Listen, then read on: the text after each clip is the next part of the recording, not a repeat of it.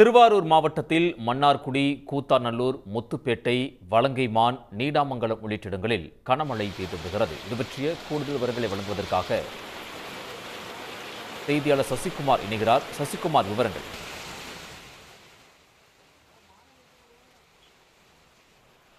திருவாரூர் மாவட்டத்தில் பல்வேறு இடங்கள்ல அவ்வப்போது கனமழை பெய்து வருகிறது. மாவட்டம் முழுவதும் அரசு அதிகாரிகள் முன்னெச்சரிக்கை நடவடிக்கைகளை தொடர்ந்து கையாண்டு வருகிறார்கள்.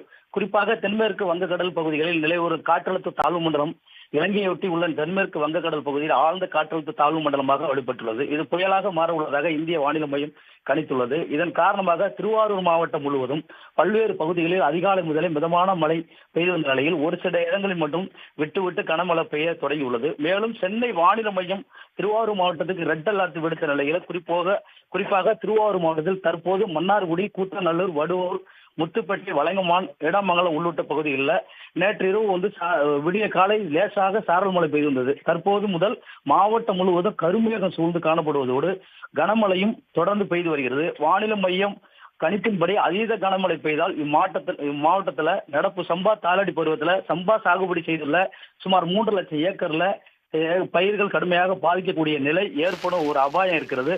குறிப்பாக வடகிழக்கு பருவமழை முன்னெச்சரிக்கை நடவடிக்கையாக, அதாவது திருவாரூர் மாவட்டத்தில் மன்னார்குடி, கூத்தாநல்லூர், நீடாமங்கலம், வலங்கைமான், முத்துப்பேட்டை பகுதிகளில் நகராட்சி மற்றும் பேரூராட்சி அதிகாரிகள், அதே போல பொதுப்பணித்துறை அதிகாரிகள், நெடுஞ்சாலைத்துறை அதிகாரிகள் மரம் அறுக்கும் இயந்திரம், ஜேசிபி இயந்திரம், சாக்கு மூட்டைகள் உள்ளிட்ட உபகரணங்கள் தயார் நிலையில் வைக்கப்பட்டிருக்கிறார்கள். சசிகுமார், தகவல்களுக்கு நன்றி. உடனுக்குடன் செய்திகளை தெரிந்து கொள்ள சன் நியூஸ் பெல் ஐகானை கிளிக் பண்ணுங்க.